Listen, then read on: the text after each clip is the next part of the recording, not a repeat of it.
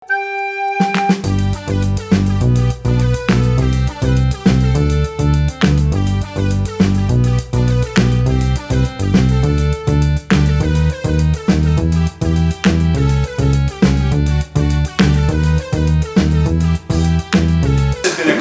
at Wheaton College in the U.S.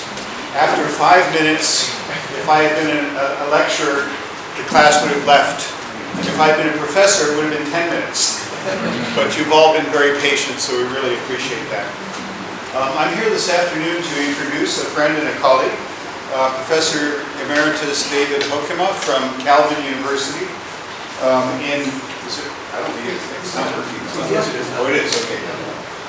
Calvin University to this Africa Policy Center lab. He's just been in Gulu. We're Tuesday, the launch of his new book, We Are the Voice of the Grass, Interfaith Peace Activism in Northern Uganda, was launched.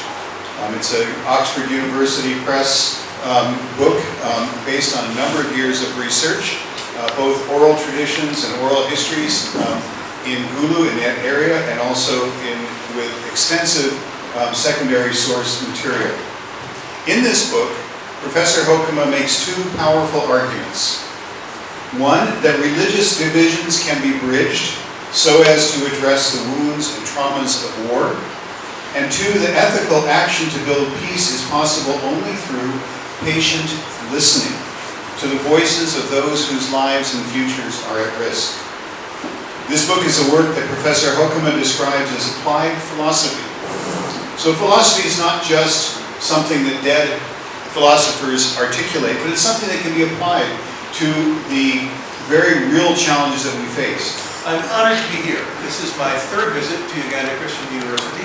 I came in 2012 and 2014 with a group of students from Calvin and met with colleagues and students here.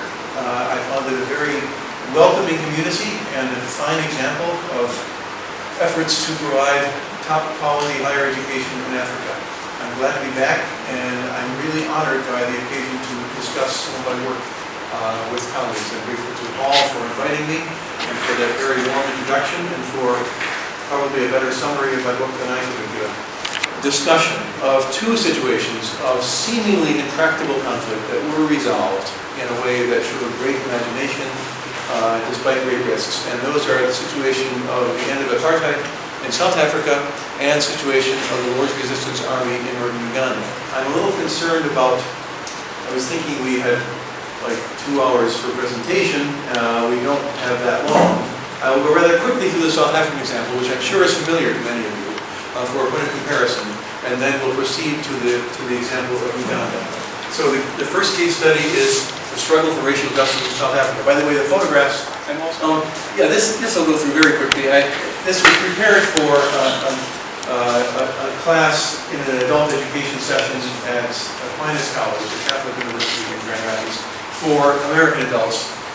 I spent some time on the early history of South Africa, which I won't need what I call the jackass penguins of Simonstown in the Western Cape. These are all official languages under the 1997 Constitution. Life expectancy at birth in South Africa is 63, very similar to Uganda, somewhat lower than the United States.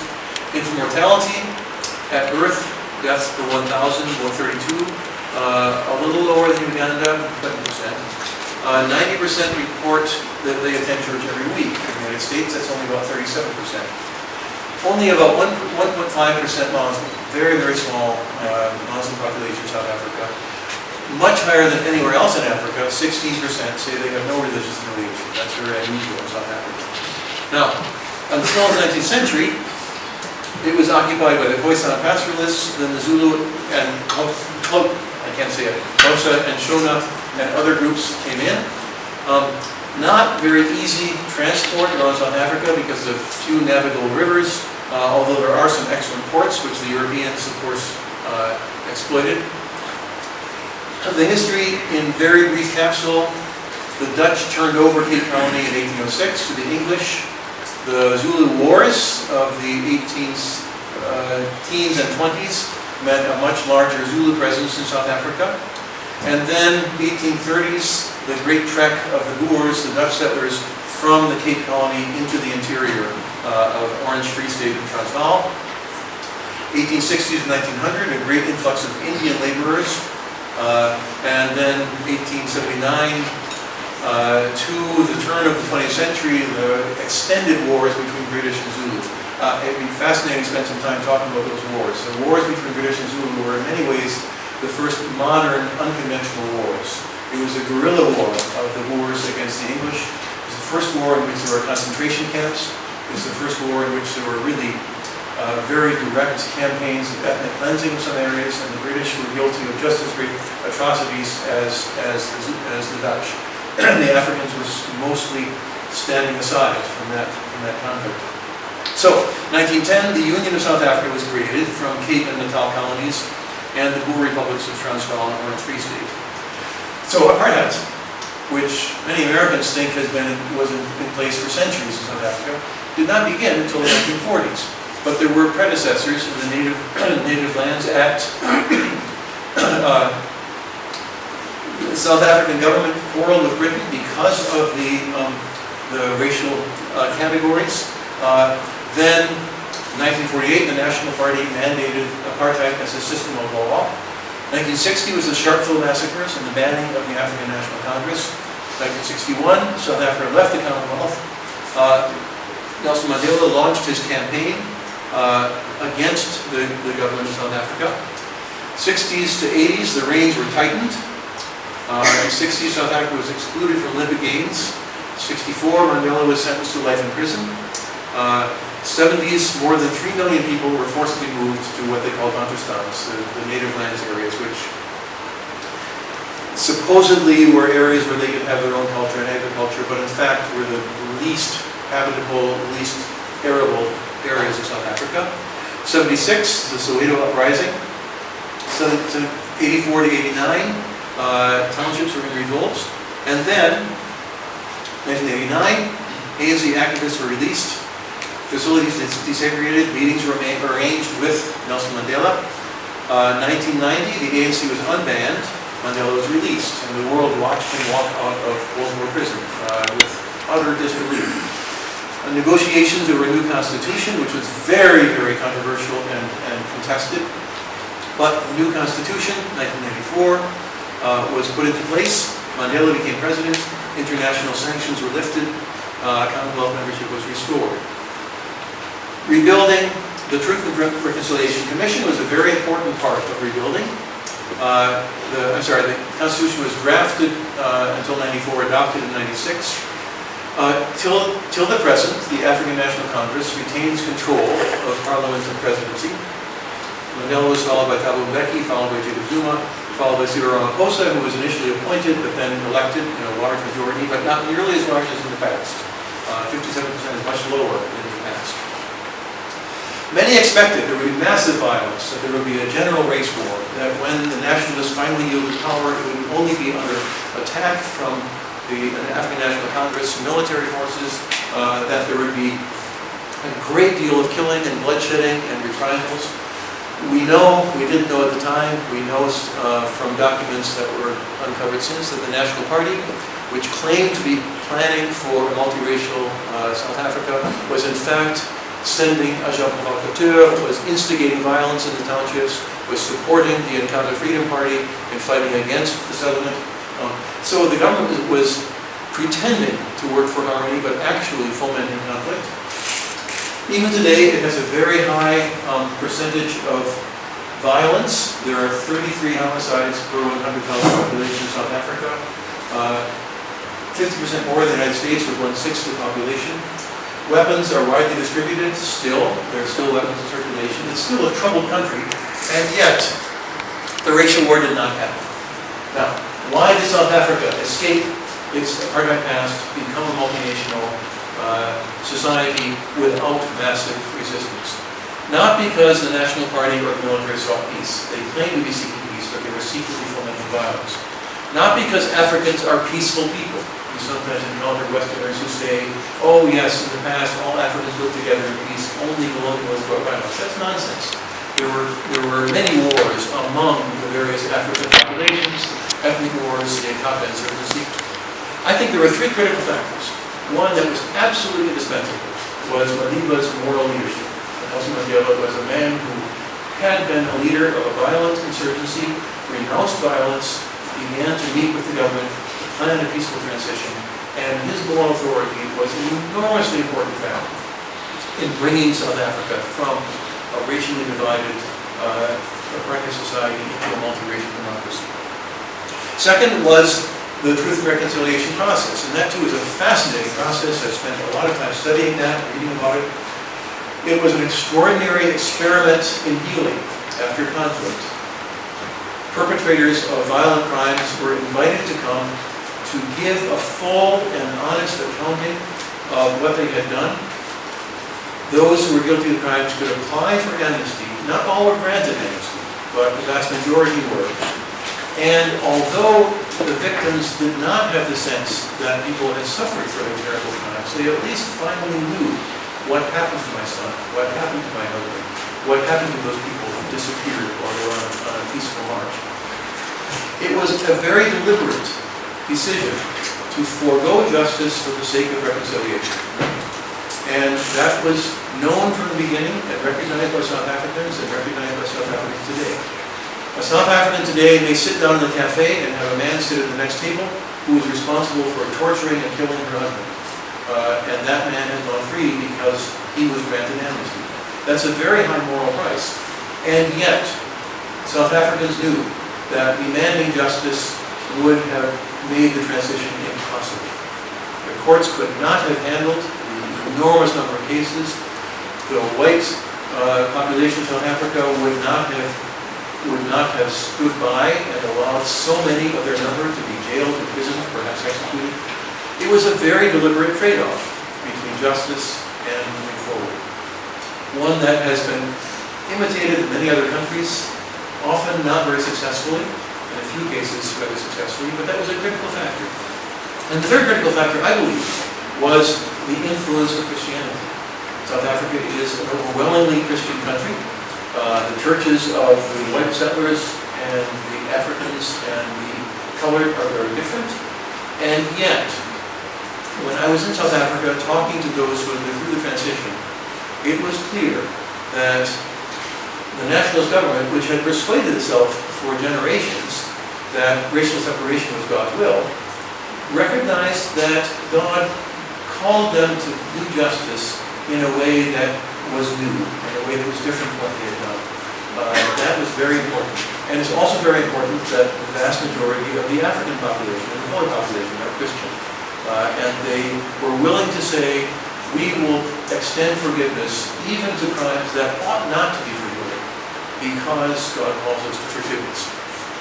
Mandela himself, when he was interviewed, I met some journalists who interviewed him and asked him to describe, what were your goals? What was your role? He refused to answer those questions. He would not say, my role was this. He said, it was not my doing. It was my party. It was my people. He always deflected credit onto the African National Congress, even though there was a great deal of infighting in the ANC during those critical years. Mandela was critical. He was a Dutch Reformed pastor. He was a theologian. He was given the task of writing a theological rationale for apartheid in maybe the early middle 70s. And as he worked on that project, he came to the conclusion there is none. Apartheid is not an expression of biblically mandated vision of different peoples in different cultures in different places. Apartheid is contrary to God's will, and he began campaigning against apartheid.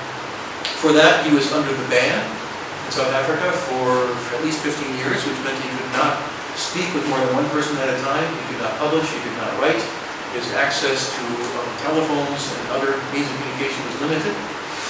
But he was a very courageous figure who helped bring the Dutch Reformed Church, which had been the backbone of the apartheid system, to say, no, perhaps we're misreading the Bible. So Bears Madees is a great hero of that movement, even though it's clear that many factors came together. Yes, there was some moral reflection on the part of the National Party leaders, but there was also increasing international pressure. South Africa was cut off from world bank loans because of the apartheid system. South Africa was excluded from international sports events. And South Africans, they are Christians, but they also worship sports. And not being allowed to compete in international sports events was a huge blow.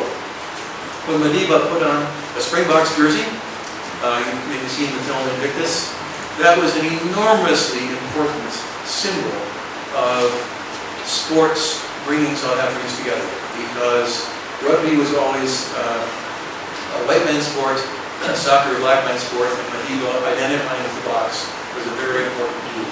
So external and internal pressures together. Institutions does not guarantee progress toward transparency or provision for urgent humanitarian needs. That's the lesson from South Africa from 1991 until today.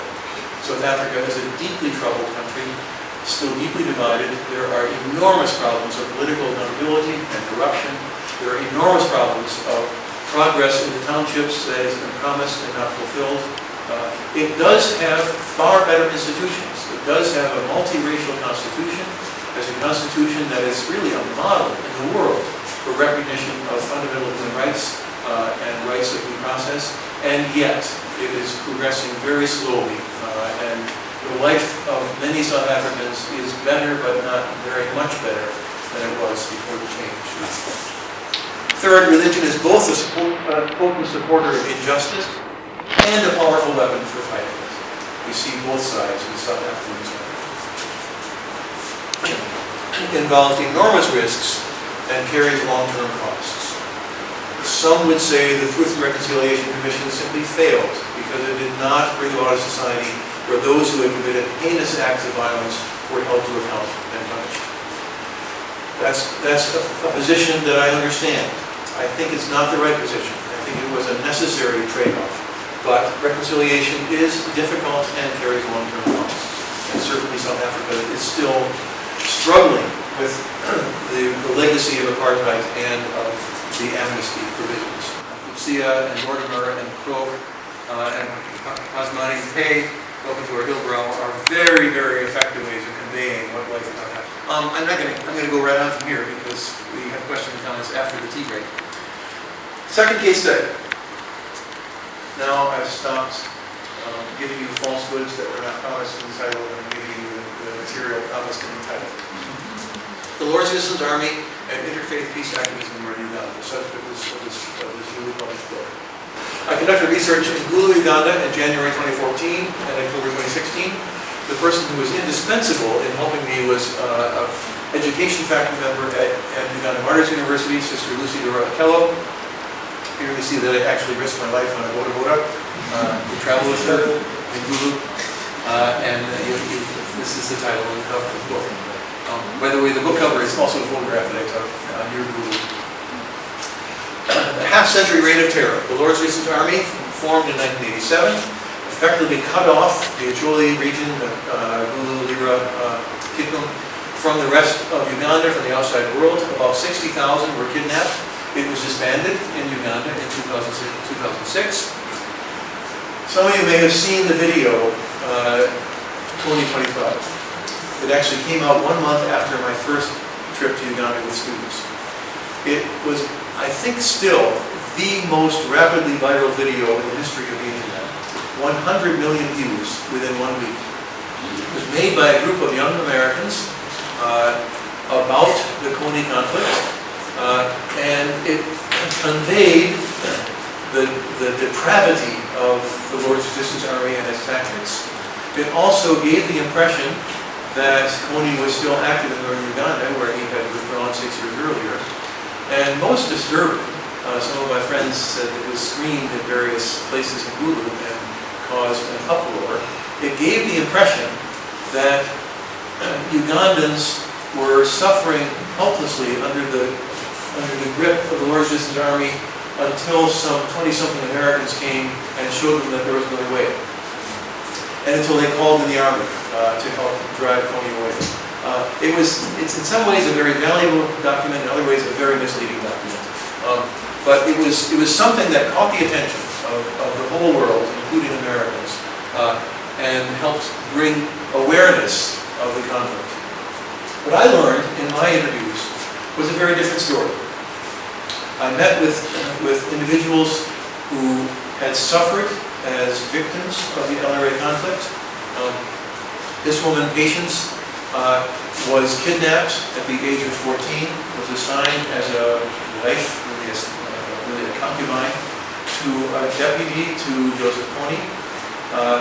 She was younger than some of his children by other wives. She was treated very badly by the other wives. I think there were 2 or 3 other wives in the household. She bore this commander 2 children. She was able to escape after about 8 years of captivity with her youngest child. Was taken in by the towns, and as you probably know, the towns in northern Uganda were still relatively safe, even at the worst of the conflict. It was the villages that were the subject of constant raids. She was received by her extended family. She began to try to build a new life. About 2 years later, she heard of a child in a camp, I believe it was in Lira. It sounded like it might be her other child. She went to Lira and was reunited with her second child, with her older child. She told the story of living in the camps, of how it was a very bad life, but in some ways she was treated well eventually by others in the camp. She told about having gone to work in a hospital where there was a man working as an orderly, and they married, and they had 2 children together. And she said, I thank God that he treats all of the children as his children. He never makes a distinction. Most people do not even know that 2 of my children were fathered by forced intercourse with a man who was supposedly my husband in the camps of the bush. And she said, I said, what do you want me to tell my friends and family and colleagues in America? She said, please keep praying for us. Life is still very difficult, and many people are struggling with the aftermath of the war. But we are strong, our churches are supporting us, we know that God will lead us forward, we know that we can rebuild this society. This was what she told me in 2020. Served for a time as a lieutenant in the LRA Army, and he became trusted by Kony's immediate subordinates. He carried out some campaigns. He also became disillusioned. He escaped. He had been the host of some UN workers who were kidnapped and brought to a remote camp. And he made sure that they were not harmed, that they were adequately fed and housed. They were released after a couple of weeks. He was injured. He had a bullet wound in a battle with government soldiers, and he escaped. He said that the uniforms of the LRA and the National Resistance Movement, or the Uganda Defense Forces, were quite similar, so that from a distance no one knew what kind of soldier he was. He went to a town, was not even recognized by some government soldiers at checkpoints, asked for asylum, was accepted. They phoned to Gulu to see whether they could get him to a hospital for treatment, and the man who happened to take the call was the man he had sheltered in the camps. And so he was brought in for treatment. He now works with an organization that helps youth to find a better life, to find a way of making a living, to seek education, works with youth empowerment in northern Uganda. I may be running 2 stories together, I'm not sure, but I think it was Moses, it might have been another related to subjects. He is determined to rebuild, to find a better way to work together. What the world knows, so to speak, if you ask people who are knowledgeable, the LRA conflict was a result of colonial oppression.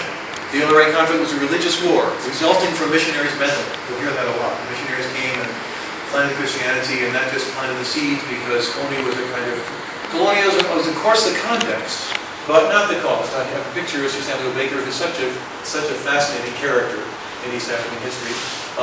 He was, of course, a British colonial officer who believed that the British were bringing superior civilization and knowledge to the ignorant of Africa. He was also an abolitionist who worked very hard to abolish the slave trade in what is now Uganda and South Sudan.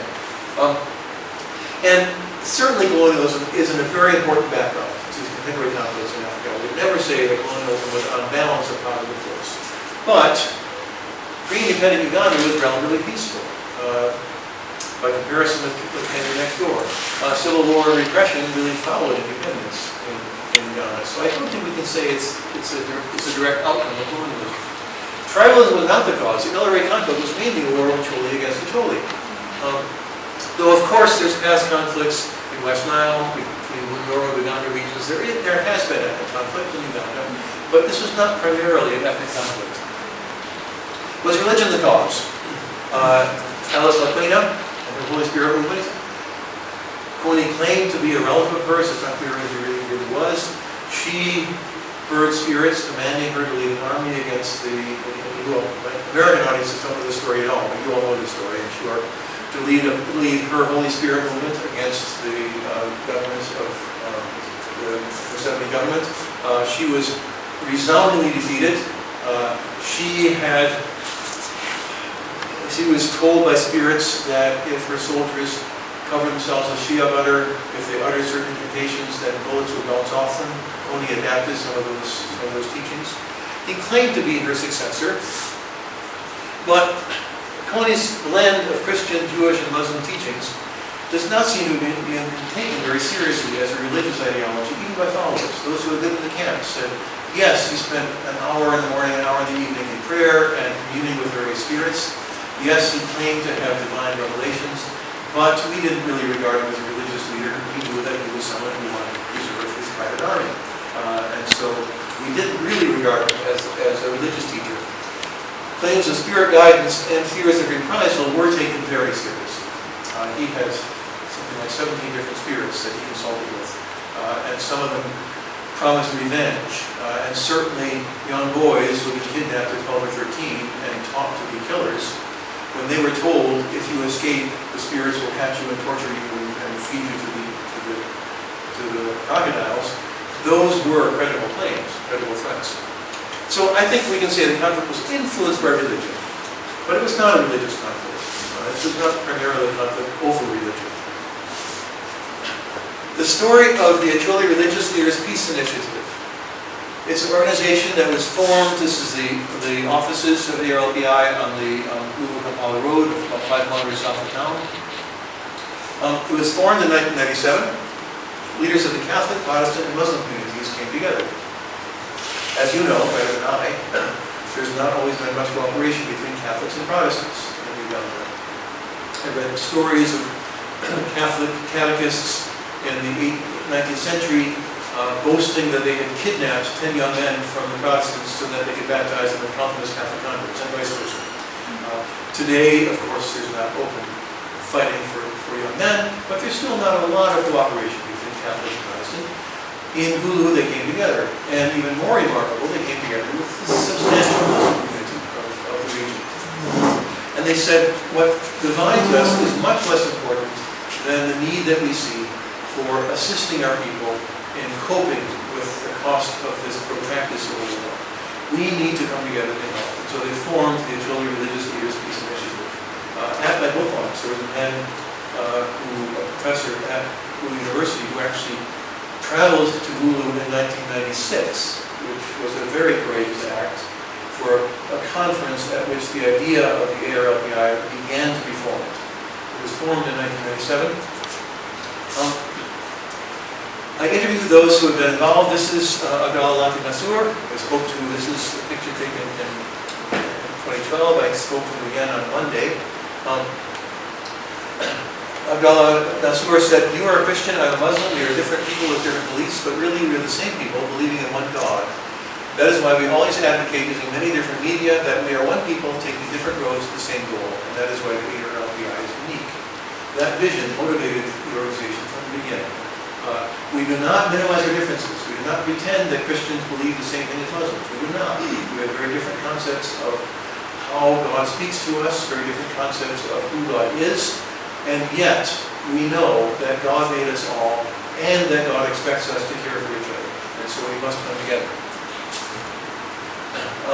Sheikh Musa Khalil, the Qadi of the Muslim community, I spoke to him again on Monday afternoon, said, what you have done is a lesson to the whole world in peaceful coexistence.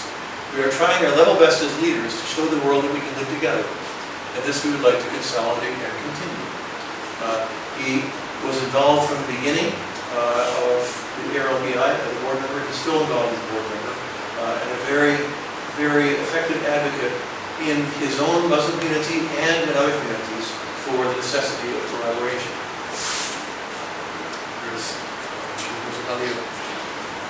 Monsignor O'Donnell, the Vicar General of the Archdiocese of Moon in the Catholic Church.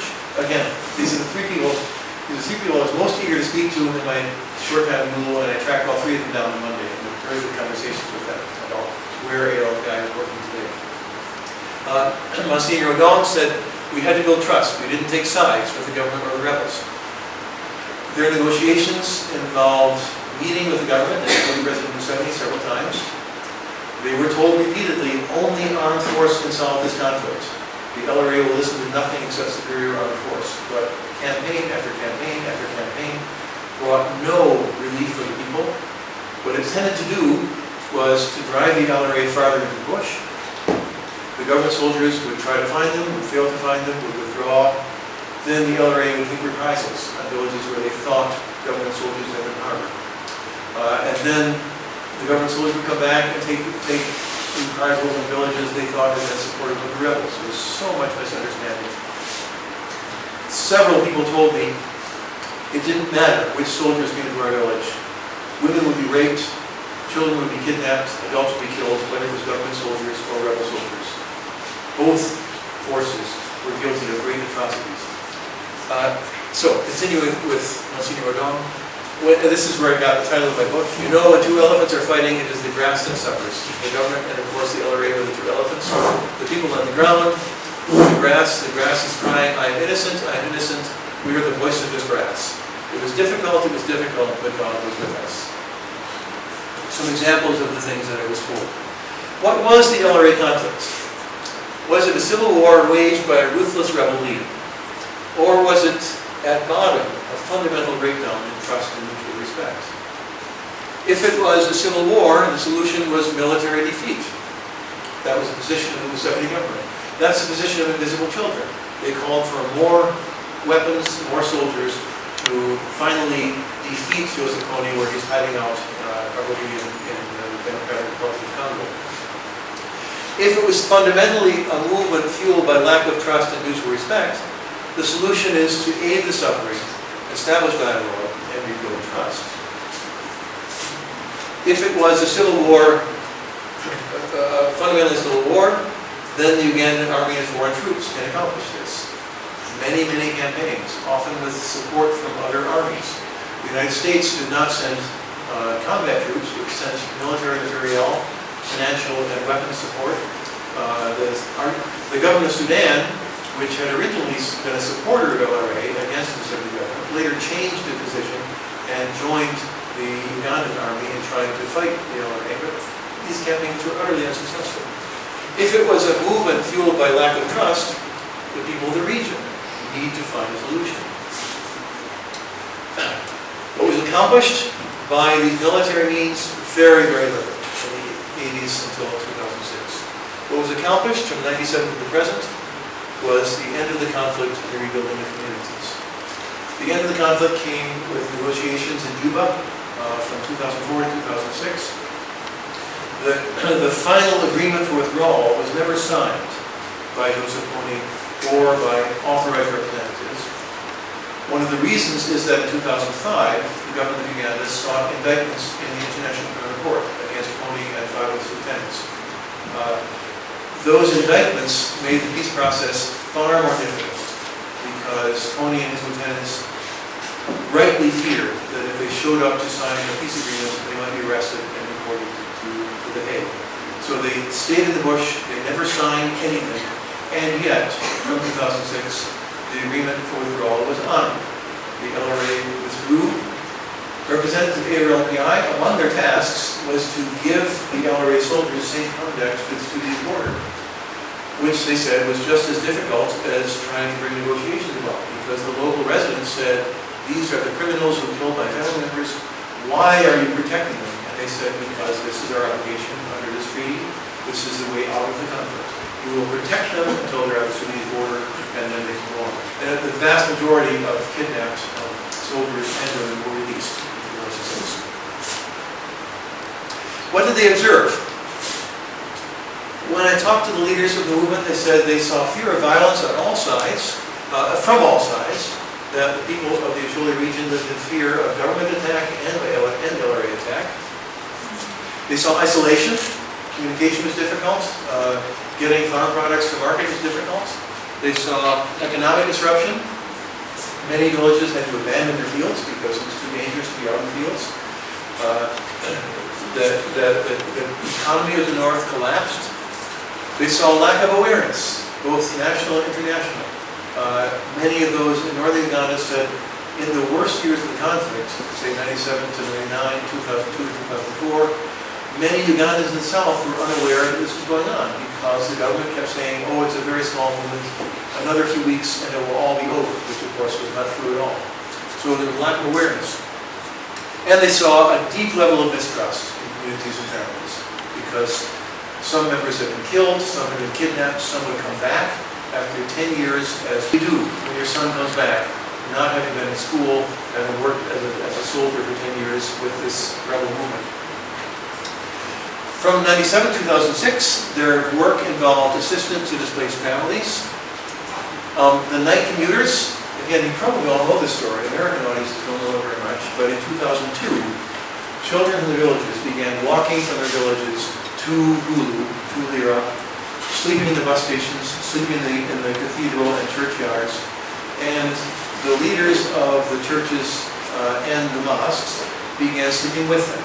They would carry a bedroll out. The children would come at dusk. The children initially were feared because the local residents were afraid they were LRA soldiers in disguise, but they realized they were simply trying to be safe because the LRA, when it raided the village, would usually not kidnap adults. They were looking for children. So they would sleep at night. At dawn, they would go back to be back in time for school. That drew quite a bit of national and international attention. It was an NBC special in the 19 years. And that began to spread awareness that this was not an almost defeated, very small rebel group, but a civil war that was engulfing the whole region of Uganda. So they helped to publicize that and took part in it. They began negotiations. As I mentioned, they met with the government several times. They would meet with LRA representatives. They told me they would often be told, show up at the bus station at 8 in the morning. They'd be put in the van, blindfolded, driven for 3 hours. They had no idea where they were going. They had no idea whether they would come home alive. And then there would be members of the LRA commanders who would sit down with them. The LRA commanders said, we know why you're here. You're only here to reveal our locations to the government. We know that you're in line with the government. They were very mistrustful. The government said, you are a Acholi, so of course you really support the LRA. You're only pretending to want peace. Great levels of mistrust on both sides, but they persisted over several years with these meetings. And they were involved in preparations for the new accords. They were not much credited in the international press when the accords were prepared and implemented. The community Santibio, the Catherine Lake community, played a very important role and was given proper credit. And the Sudanese government was also given a lot of credit. LRA, the ARLPI sort of withdrew in the background, but it is clear to everyone I spoke to who was present at those accords and knew about them that the RLP's work was an indispensable foundation for making those accords possible. From 2006 to the present, as I mentioned, they helped facilitate withdrawal. Rehabilitation of abductees is an enormous challenge. How to enable women who had served as wives/sex slaves for LRA commanders for 10 or 15 years to be reintegrated with their families. How to bring child soldiers back who are now young adults but lacking education. That was very difficult. They worked with communities on rehabilitation, along with international NGOs. Economic and community rebuilding. What I heard on Monday was that one of the most important issues today is sustainable agriculture and especially land use disputes. Because I didn't mention the displaced person camps into which nearly the entire population of the region was forced at gunpoint in the late 90s until 2006. In those camps, disease was rampant. They could not farm because if they went out to farm, they might be kidnapped. When they came back from the camps, they found that their farms had been taken over, their houses had been taken over. So enormous problems with land title and dispute, which they're trying to resolve. They're setting up committees in each village to adjudicate land disputes. And of course, interfaith cooperation.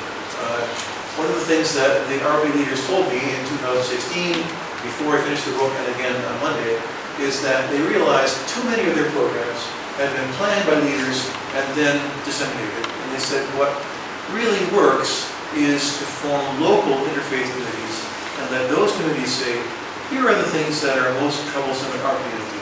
Is it domestic violence? Is it lack of education? And then to say, how can we work together using our resources to solve those problems? Lessons learned through a philosopher's eyes. First, political control enforced by brutality can be challenged by coordinated resistance.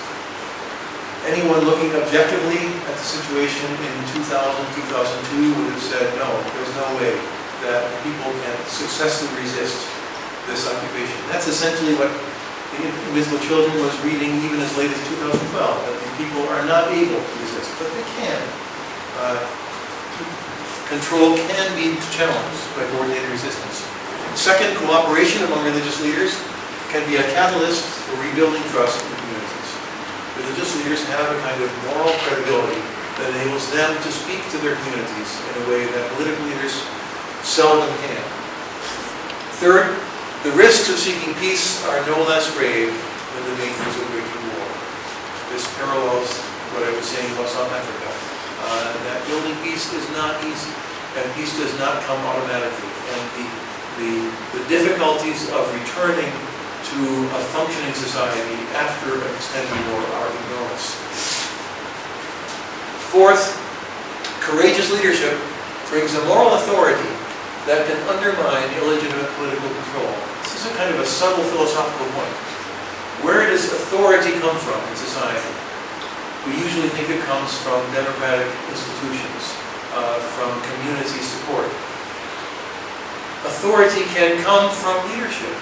When these religious leaders showed their willingness to take risks and to move forward at great risk, they gained a kind of authority. The government had no reason to listen to them. The government simply said, go away from here. Who are you? We don't need to listen to you. The LRA could easily have said, you are just in league with government. We won't listen to you. But their courage and their determination to bring peace gained them a kind of authority that undermined the domination of the LRA. Another lesson, ending armed conflict is only a step toward peace. The end of armed conflict is not the achievement of peace, it's only the first dawning of peace, which takes a long time. A leading peace scholar has said that 1 year of war usually takes 5 years of recovery. Well, 20 years of war could take a century of recovery. It's a very difficult process. And last, local communities have resources to solve apparently insoluble problems.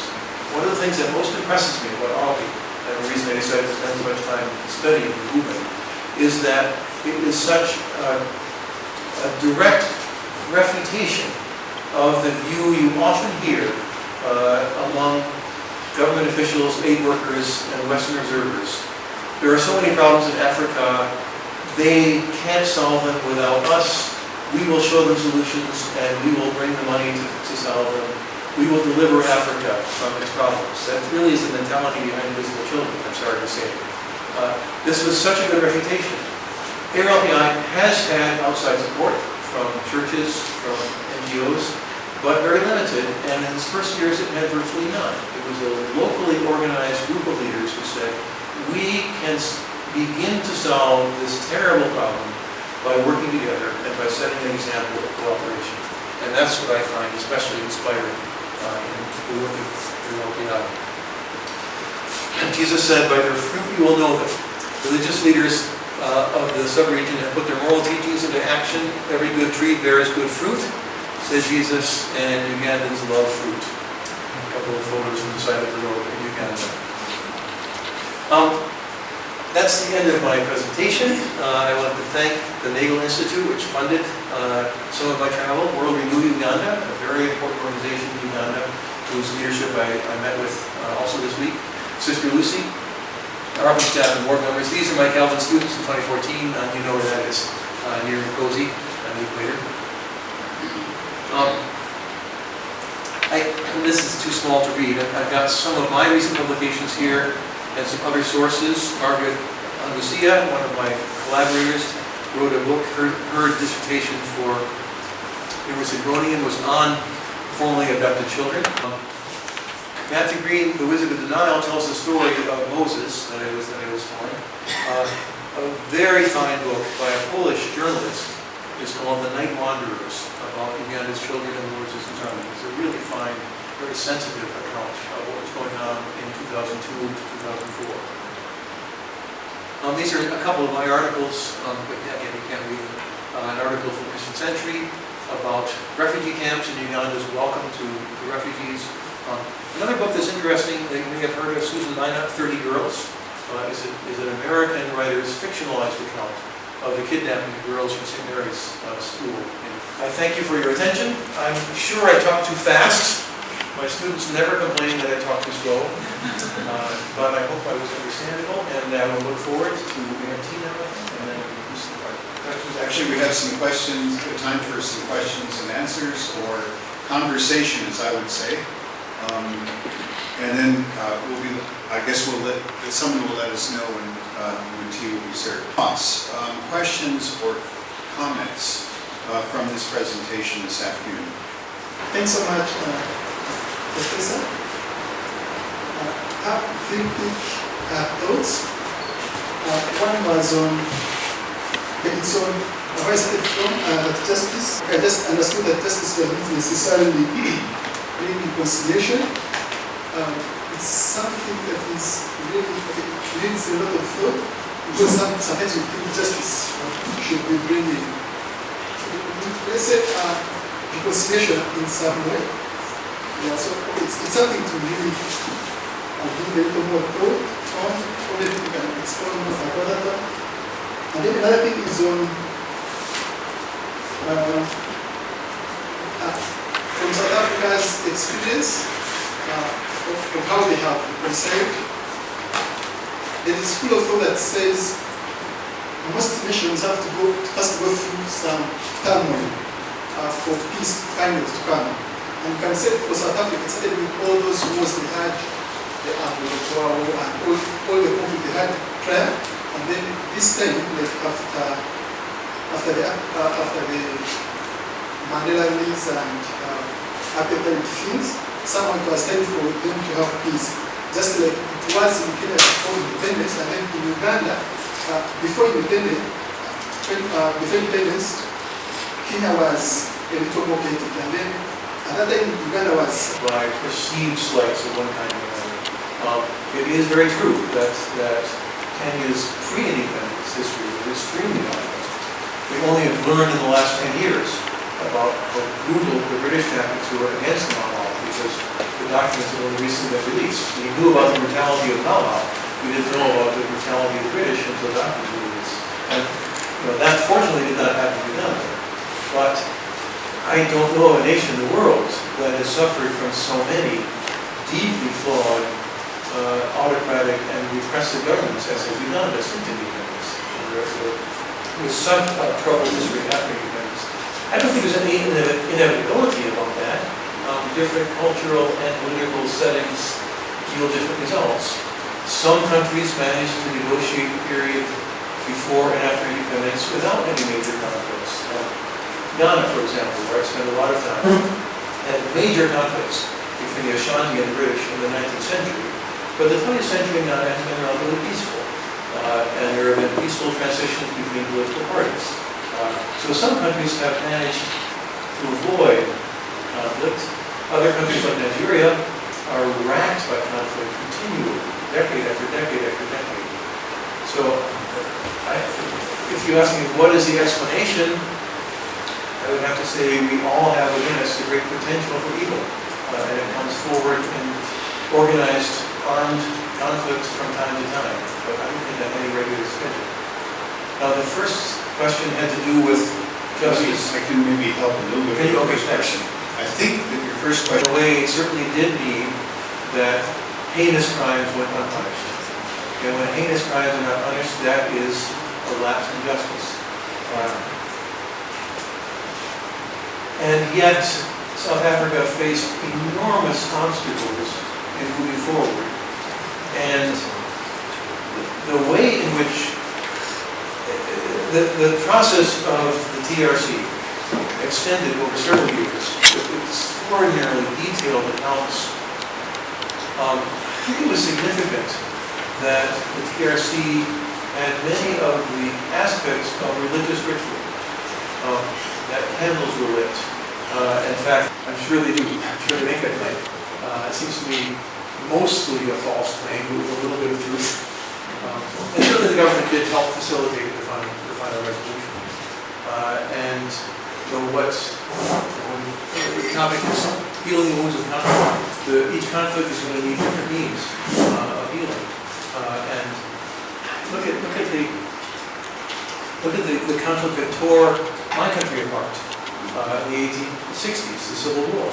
It ended with the resounding defeat of the South, and yet in many ways we are still struggling with the legacy of that war. The United States has not solved the problem of racial inequality. We still have deep problems of racial inequality and prejudice.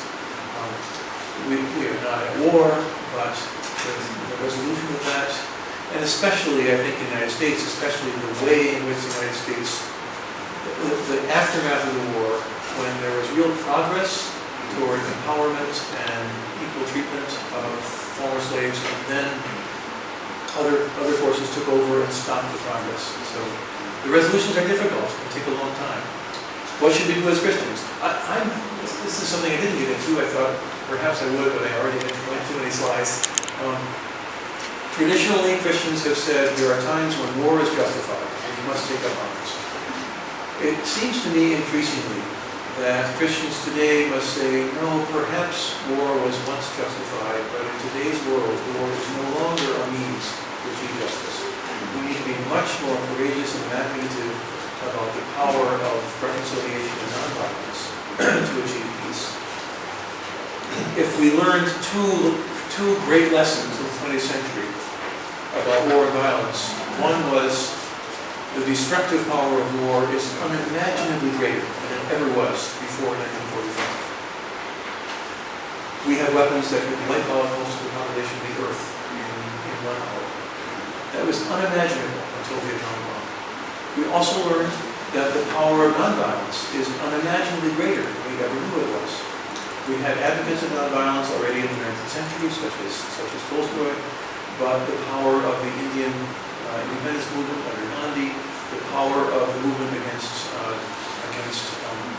Marcos in the Philippines, the power of the people of Eastern Europe and Soviet Union refusing to accept the purported inviolable authority of their government.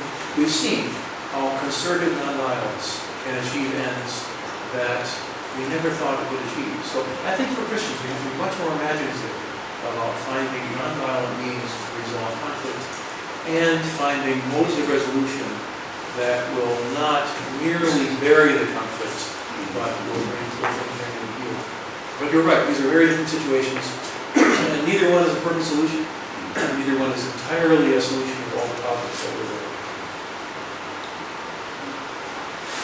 Thank you. I want to just risk an editorial comment from the students here.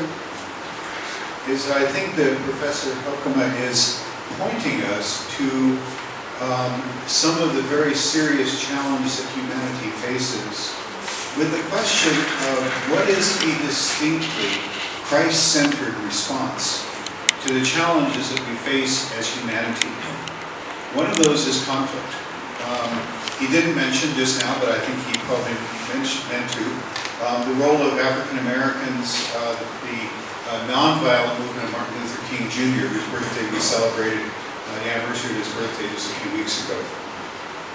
A deeply Christ-centered response to incredible injustice, racism, structural injustice, structural economic injustice, everything else, that was absolutely nonviolent and centered on his understanding of Jesus' teachings. And I would suggest that for you young people, this 21st century is going to be a century that is defined by conflict over resources, conflict over identities, conflict over so many different things that have the potential to really decimate our human populations and destroy our Earth.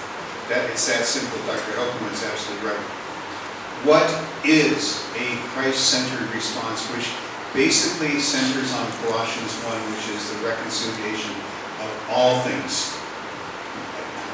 I could preach a sermon. I'm not going to. Let me take a question.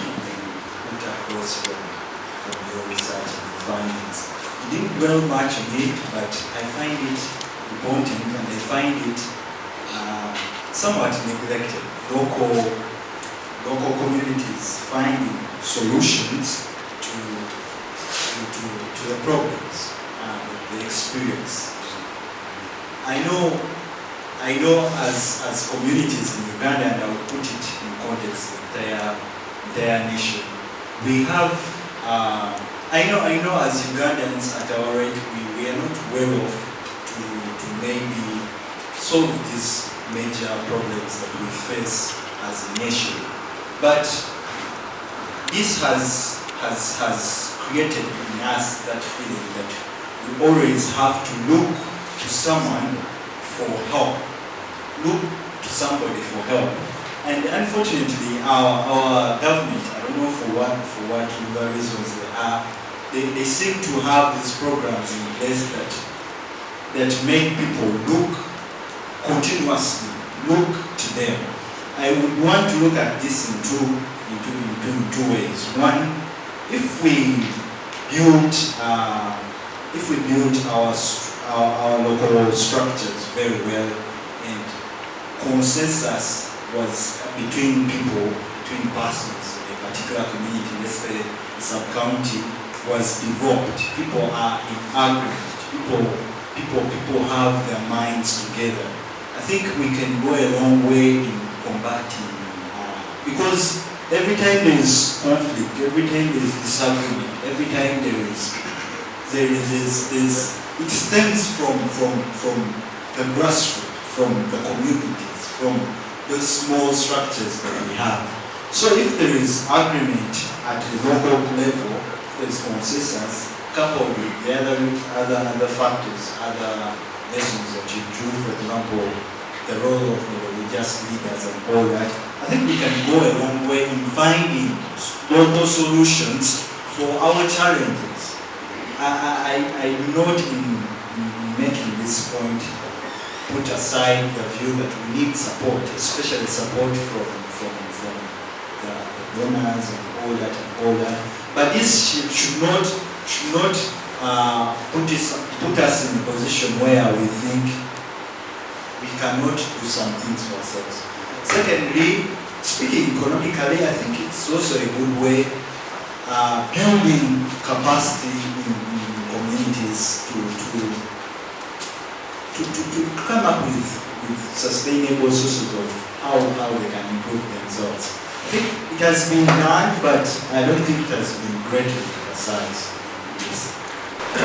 When foreign donors are involved, it's best that they see themselves as coming in, listening to the community, which has already identified its needs, and saying, oh, we have some ideas that may help you get more pictures from here to there. I remember an interview I had, this is back in 2010, when I was in Kenya, with then the head of World Relief, the humanitarian organization in Kenya, who said, we have many different projects, but the most successful development projects we have are the ones where we don't provide any money. We go to the community, we say to the community, what are you working on? How can we help you plan this better? How can we help you? You're already building latrines or you're building boreholes. We may have some techniques that would be useful. And then after a few years, perhaps they want a few $1,000s to build more latrines or boreholes, and that's fine. But if you begin by saying, here's our money, what will you do with it? You're not going to help the local community. You're simply going to encourage them to ask for more money. Oman is a sultanate, a traditional Muslim state. The Sultan just passed away a few weeks ago, and a new Sultan was quickly installed, in which the Sultan has decreed that the mosques will be places of worship for all Muslims. The The dominant school is Ibadi, but there are also Sunni and Shia and Sufi Muslims. They all worship together. The Sultan also provides land for Christians, Catholic, Orthodox, and Protestant to build churches and respects their right to worship. But the Christians are divided into 70 different congregations, depending on their ethnicity, depending whether they're Indian or Bangladeshi or Pakistani. And the Christian pastors said their Muslim friends keep coming to them and saying, in Oman, we Muslims all have learned to cooperate. Why are Christians always fighting each other? And it's a good question. Christians do fight each other, and Christians think because you don't believe as I do, therefore you're not a good Christian. I admire the unity of the Catholic Church. That the Catholic Church around the world is one church with one authority. Now, there are many conflicts within the Catholic Church. I don't believe the Catholic Church model of authority is very well grounded biblically, but they have maintained the unity. The Protestant churches are constantly divided. What do we do about that? Well, I think what we do is, in each of our churches, we keep telling our fellow believers, there are differences among us, but Christ called us to, he said, I want you to be one as I and the Father are one. Christ called us to say, you are my body. Christ said, as Mr. Robinson was just quoting, God is in Christ reconciling the Word to himself. Christ said, when I am lifted up, I will draw all to me. We have to keep preaching the gospel to fellow Christians, that the church should be one, and that conflicts among the church grieve the Holy Spirit. That when we fight with each other, we are not being good Christians. We think we're being good Christians because we say, you have the wrong doctrine, I have the right doctrine, mine is the true church. But we are not being good Christians when we say that. So, can we overcome those divisions? Again, we can keep trying. But it's a very long struggle. I would like to come out with two thoughts. First of all, we say that religion can be used to promote, saying that religion is a promoter of injustice. Maybe if you would want to respond to that, I would love to know your. Then on the second point, as a student of economics, we are constantly learning about developments in the world, development in Uganda. Uganda is among the developing nations in the world. And northern Uganda has a vast potential to really develop. And if adequately tapped into, northern Uganda can actually boost Uganda's development.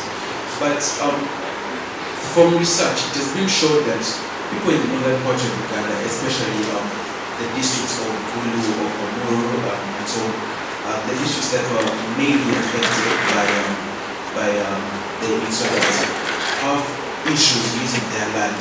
And their reason is that they are barrier sites, mass barrier sites, graveyards and so on and so forth.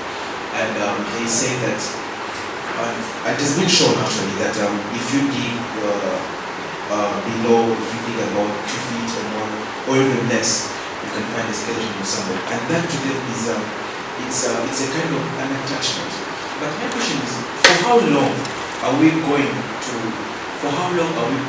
keep holding on to such small things at the expense of our development as a country, as Uganda? Because there are acres, actually hectares and hectares of land unused.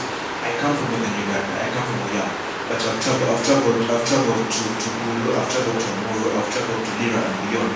And as you travel, you just keep seeing vast expanses of land unused. And if you dare mention the whole idea of developing the land, putting up a structure, don't even think about it, because that to us is a barrier site. So my question is, So that to us is, I'm sorry, that is the word? it's a barrier site, a graveyard, and so on and so forth. So my question is, for how long are we going to hold on to them, and how do you think we as the people of tomorrow, or even today actually, can bring up this issue in a way that they can understand that that land can be used for development, to bring about development in the country? Thank you so much. And I think Yes, the problem is very difficult in a situation where burials are not always in a fixed, fenced cemetery, but on family land. I don't know, I think, I guess I can only answer in a very general way, that I'm very, very impressed by the efforts of RLPI and other organizations. The Bethany Land Institute is another that this farm I visited just a few days ago, just yesterday. The efforts to say we need to build a culture in which we understand that agriculture must be a source of sustenance for families, not merely food. And we need to build a culture in which we understand sustainability. And we need to build a culture in which we respect the land, respect the forests, use the forests for the many valuable products we can harvest from them rather than cut them out. And those are issues that I know of several fine Christian groups that are working on education in that direction. And it combines advancing economic development, which is important, but it's not the only goal, and advancing the strength of families. As families have land, they cultivate and enjoy the fruits together.